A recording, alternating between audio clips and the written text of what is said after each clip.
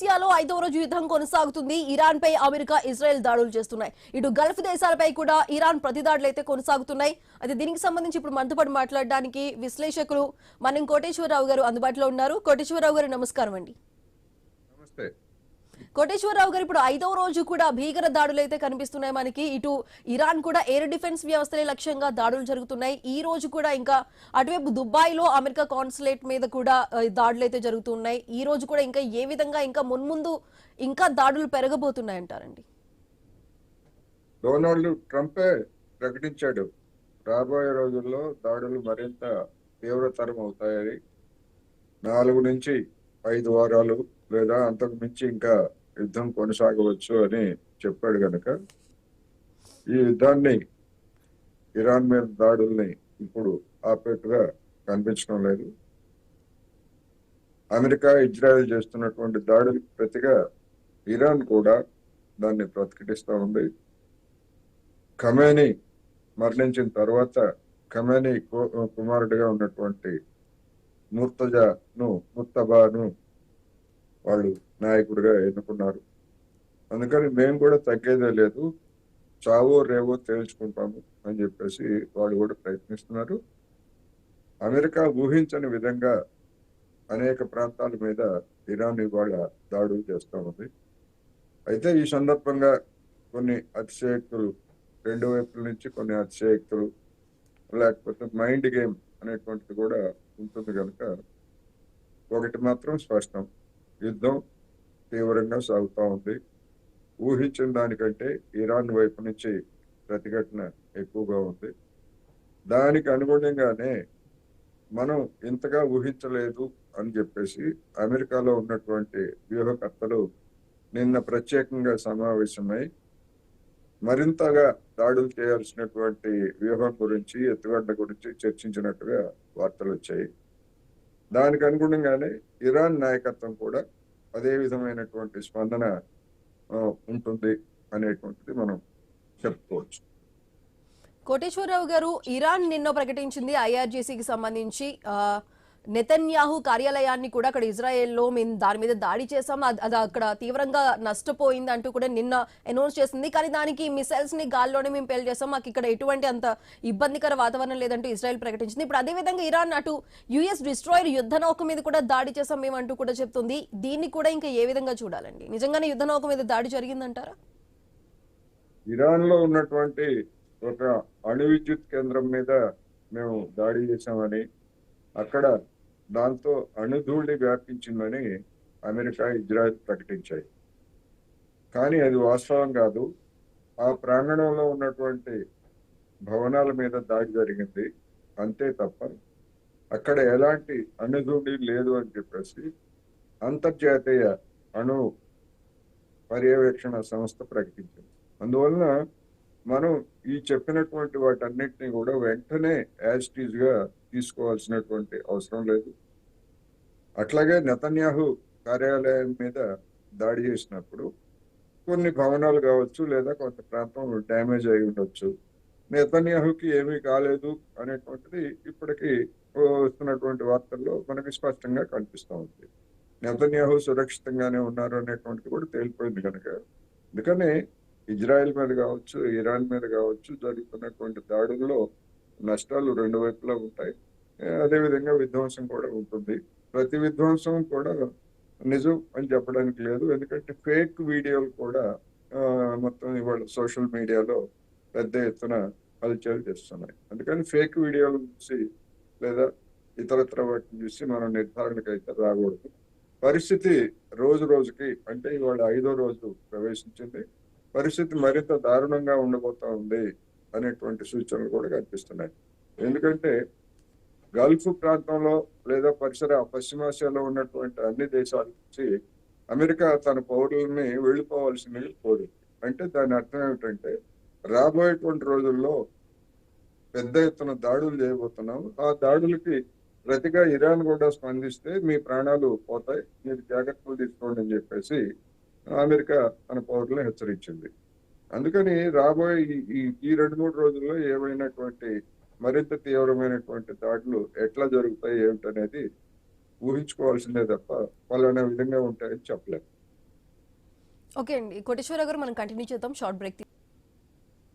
గతంలో వచ్చినటువంటి వార్తల ప్రకారం 86 సంవత్సరాల ఖమేని ఆ, జ్ఞాపక శక్తి కోల్పోయారని, ఈ విధమైనటువంటి అనారోగ్యంతో ఉన్నారనేటువంటి వార్తలు గతంలోనే వచ్చాయి. అందువలన అటువంటి స్థితిలో ఉన్నటువంటి నాయకుడు ఆ, సజీవంగా ఉన్నప్పటికీ రోజువారీ కార్యకలాపాలు నిర్వహించలేనటువంటి స్థితిలో ఇరాన్ రెవల్యూషనరీ గార్డ్స్ కావచ్చు, లేదా ఆ తదుపరి ఉన్నటువంటి నాయకత్వం యుద్ధ సన్నాహాల గురించి కానీ, లేదా యుద్ధాలకు సంబంధించినటువంటి నిర్ణయాలు కానీ తీసుకున్నది అనేటువంటి వార్తలు వచ్చాయి. అందువలన ఇప్పుడు కొత్త నాయకుడిని లాంఛనంగా ఎన్నుకోవడం, ఎందుకంటే చంపేశారు కనుక ఆ స్థానంలో కొత్త నాయకుడిని ఎన్నుకున్నారు. అందుకని గత కొద్ది నెలలుగా ఏ విధమైనటువంటి సన్నాహాలతో ఇరాన్ ఉన్నదో, రాబోయే రోజుల్లో కూడా ఈ కొత్త నాయకత్వంలో అదే విధమైనటువంటి ప్రతిఘటన కొనసాగించేందుకు అవకాశం ఉంటుంది. ఎందుకంటే ఒక వ్యక్తి మరణించినంత మాత్రాన ఇరాన్ మొత్తంగా ఏమి కుంగిపోదు. అదే విధంగా కొత్త నాయకుడు వచ్చిన తర్వాత అదనంగా వచ్చేటువంటి శక్తులు కూడా ఇరాన్ కానీ ఏ దేశానికైనా ఒక నాయకత్వం మారినంత మాత్రాన వ్యక్తులు మార్పు తప్ప బలాబలాల్లో వెంటనే ఆకస్మికమైనటువంటి మార్పులు ఉండవు. ఇరాన్ తన బలాన్ని కొత్త నాయకత్వంలో కూడా కొనసాగించేటువంటి అవకాశాలు స్పష్టంగా కనిపిస్తాయి. కోటేశ్వరరావు గారు, ఇటు ట్రంప్ చెప్పిన దాని ప్రకారం ఇరాన్లో ఉన్న అణు కేంద్రాలే మా టార్గెట్, మేము వాటిని ధ్వంసం చేస్తామని చెప్తున్నారు. ఇప్పటికే నందాజ్లో ఉన్న అణు కేంద్రాన్ని అయితే నాశనం చేశాము, మిసైల్తో దాడి చేస్తామని కూడా చెప్తున్నారు. ఇంకొక అణు కేంద్రాన్ని కూడా ఇటువంటిది, అంటే ఇప్పుడు జరిగిన ఈ అణు కేంద్రం మీద దాడి అయితే ఎటువంటి ప్రభావం చూపించలేదనే విషయం అయితే అర్థమవుతుంది. నెక్స్ట్ గనక మరో అణు కేంద్రాన్ని గనక దాడి చేస్తే అదేమైనా రేడియేషన్ వ్యాప్తి చెందడం కానీ, లేదంటే దానివల్ల వచ్చే కొత్త ప్రాబ్లమ్స్ కి సంబంధించి కానీ ఏ విధంగా ఉండబోతుందండి? వాళ్ళు చెప్తున్నటువంటిది అణు కేంద్రాలు కాదు, అణు విద్యుత్ కేంద్రాలు. అణు విద్యుత్ కేంద్రాల మీద ఒక కేంద్రం మీద జరిగినటువంటి దాడిలో ఎలాంటి రేడియేషన్ లేదు అని చెప్తున్నారు. రెండో దాని గురించి ఇంకా నిర్ధారణ కాలేదు ఆ వార్తలు. అందుకనే వాళ్ళు క్లెయిమ్ చేసినంత మాత్రాన దాన్ని యాసిడ్గా చెప్పక్కర్లేదు. అంతర్జాతీయ అణు సంస్థకు చెందినటువంటి వాళ్ళు పరిశీలించి వాళ్ళు చెప్తారు. ఒకవేళ అలాంటి రేడియేషనే కనుక తలెత్తేట్లయితే దానికి పూర్తిగా బాధ్యత అమెరికా వహించాల్సి వస్తుంది. అణు విద్యుత్ కేంద్రాలన్నింటినీ కూల్చివేస్తుంది అమెరికా. అణుస్థావరాలు వేరు, అణు విద్యుత్ కేంద్రాలు వేరు. అందువల్ల అణుస్థావరాల గురించి గత ఏడాదిలోనే మేము నాశనం చేసేసామని చెప్పేసి కదా డొనాల్డ్ ట్రంప్ చెప్పింది. 12 రోజుల యుద్ధంలో మేము పెద్ద బాంబర్లను పంపించాము, మొత్తం నాశనం చేశామని చెప్పాడు. ఇప్పుడు మళ్ళా అణు కేంద్రాలను నాశనం చేయటమే మా లక్ష్యం అంటే పోయినసారి అబద్ధాలు చెప్పారు. పోయినసారి అమెరికా బాంబర్లకి ఇరాన్ అణు కేంద్రాలు అయితే వాటి ఆచూకీ దొరకలేదు, వాటికి ఏమీ నష్టం జరగలేదు అనేటువంటిది స్పష్టం. అందుకని యుద్ధంలో అబద్ధాలు చెప్పడం, లేకపోతే అతిశయోక్తులు ప్రచారం చేసుకోవడం అనేటువంటిది అన్ని చోట్ల జరుగుతుంది. ఇప్పుడు కూడా అదే జరుగుతూ ఉంది. అందుకనే వెంటనే కాకుండా 1-2 రోజుల తర్వాత మనం నిర్ధారణ చేసుకొని వాటి మీద కామెంట్స్ చేయడం కానీ, లేకపోతే ఓహో ఈ విధంగా జరుగుతూ ఉంది, రాబోయే రోజుల్లో ఈ పద్ధతిలో ఉండవచ్చు అనేటువంటి అభిప్రాయాలకు రావడం మంచిది. కోటేశ్వరరావు గారు, ఇటు ఇరాన్ ఒమన్ తీర ప్రాంతాల్లో ఉన్నటువంటి వాణిజ్య నౌకల మీద దాడులు అయితే చేస్తుంది, ఇటు హర్ముజ్ జలసంధిని కూడా క్లోజ్ చేస్తుంది. ఎటువంటి నౌకలు కూడా ఇటువైపు రావడానికి వీల్లేదు, వస్తే మేము కాల్ చేస్తామంటూ కూడా హెచ్చరికలు కూడా జారీ చేస్తుంది. దీనివల్ల ఇప్పటికే ముడి చమురికి సంబంధించి చాలా షార్టేజ్ అయితే ఏర్పడుతుంది. అది ఇంకా ఆర్థిక సంక్షోభం కిందకి మారే అవకాశం అయితే కనిపిస్తుంది. దానికి సంబంధించి ఈ ఇంపాక్ట్ ఇవి మిగతా దేశాల మీద ఏ విధంగా ఉండబోతుందండి? ఖచ్చితంగా భారత్ లాంటి దేశాల మీద, అదేవిధంగా హార్ముజ్ జలసంధి ద్వారా ముడి చమురుని రవాణా చేసుకునేటువంటి చైనా కావచ్చు, ఇతర ఆసియా దేశాలన్నిటి మీద దీని ప్రభావం స్పష్టంగా కనిపిస్తూ ఉంది. ఇప్పటికీ వచ్చినటువంటి వార్తలు లేదా మీడియాలో ఉన్నటువంటి సమాచారం ప్రకారం మన దేశం ప్రతిరోజు 26 మిలియన్ లక్షల బ్యారెళ్లను ఆ ప్రాంతం నుంచి రవాణా చేసుకుంటున్నది. ఇప్పుడు గడిచినటువంటి 5 రోజులుగా లేదా అంతకు ముందు రోజు నుంచి కూడా ఆ రవాణా నిలిచిపోయింది.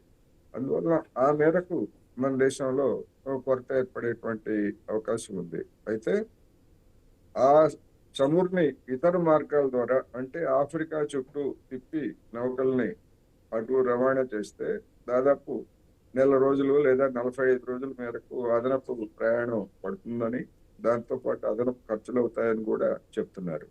అందువలన అది ఆ విధంగా మనం తెచ్చుకునేటువంటి చమురు కూడా మనకి భారంగానే మారేటువంటి అవకాశం ఉంది.